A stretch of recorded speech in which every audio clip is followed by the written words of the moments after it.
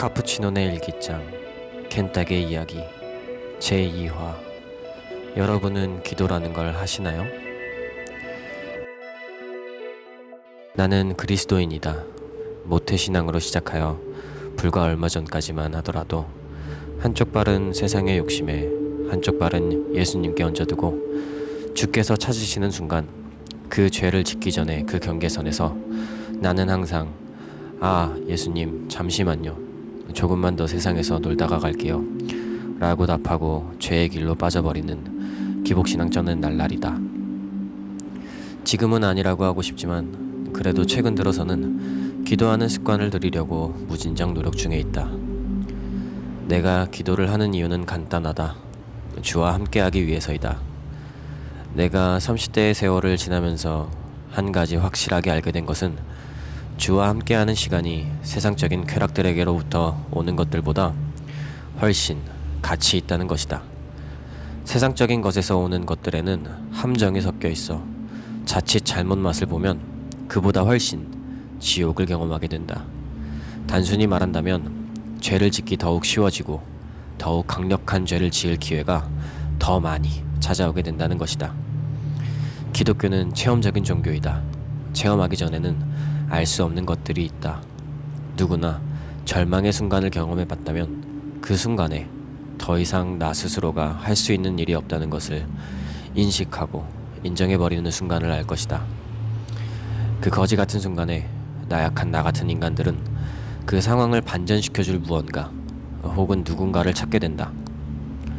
Oh my God, Jesus 라고 외치면서.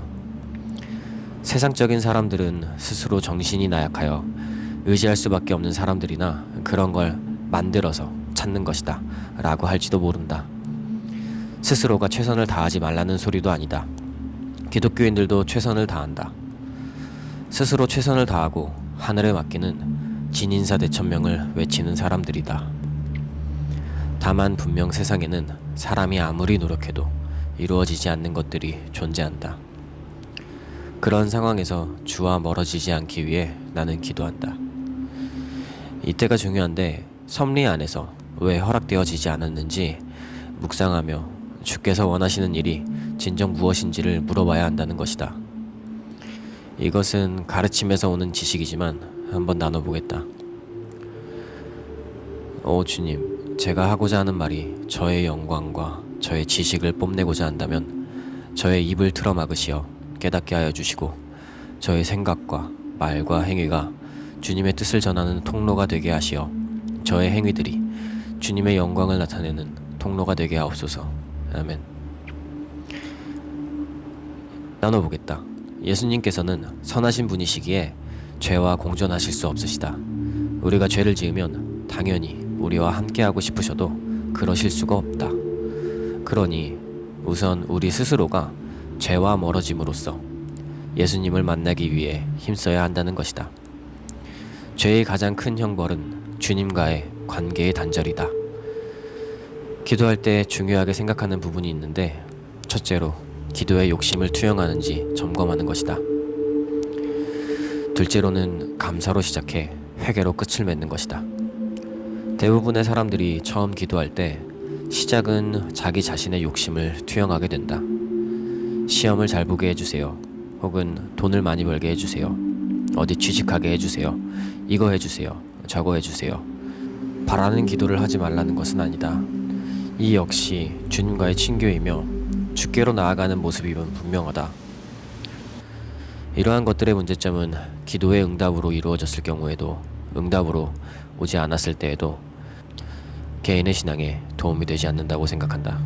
왜냐하면 이루어졌을 경우에는 처음에는 감사합니다 하다가도 어느 순간 허락해 주신 주님의 은총을 잊어버리게 된다. 이유는 간단하다. 주께서 왜 이 자리를 허락하셨는지 기도하지 않았기 때문이다.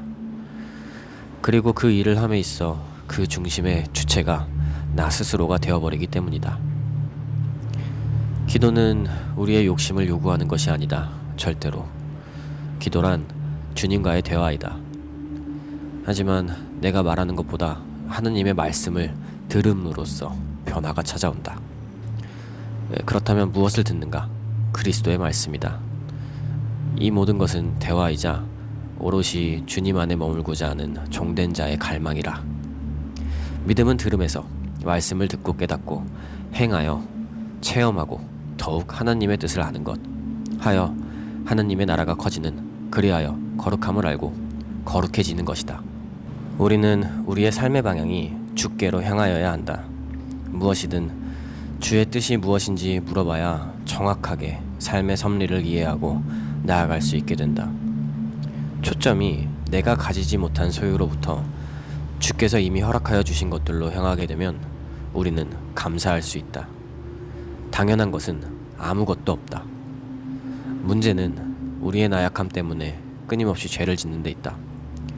죄를 지음으로 주와 멀어지게 되고 그 죄의 결과는 죽음이다. 다시 강조하지만 내 안에 죄가 있다면 예수님께서는 같이 하실 수가 없으시다. 세상 사람들이 왜 기독교를 욕하는가? 그들이 사랑을 외치면서 행하지 않기 때문이다. 그 쩌는 이중성에 사람들이 욕하면서 예수님도 함께 욕한다. 얼마나 슬픈 일인가. 차라리 침묵이 답일 수도 있겠다. 그치만 나는 그들이 예수님이 어떤 분이신지 조금은 더 잘 알기를 바라는 마음이다.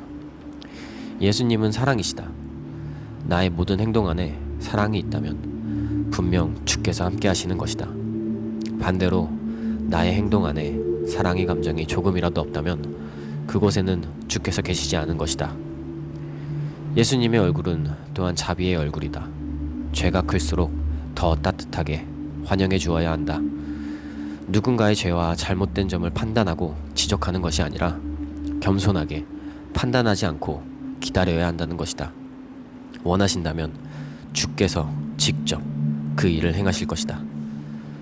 하나님의 관점에서 우연이라는 것은 없다. 완벽하신, 실수가 없으신 하나님. 이 세상이 하나님의 영광으로 가득 차 있다는 것이 느껴지는가? 그렇다면 그 섭리를 이해하고 순응하며 믿고 살아갈 수 있다. 가장 완벽한 타이밍, 그때에 주의 손길이 닿아 나의 생각보다 더 완벽하게 선을 이룰 것이다. 그러니 기다려라, 기다려라, 기다려라. 다 알고 계신다. 제 삶의 가치관이 성공과 행복에서 구원과 거룩으로 바뀌어지도록 허락하소서. 저의 꿈은 천국입니다. 아멘.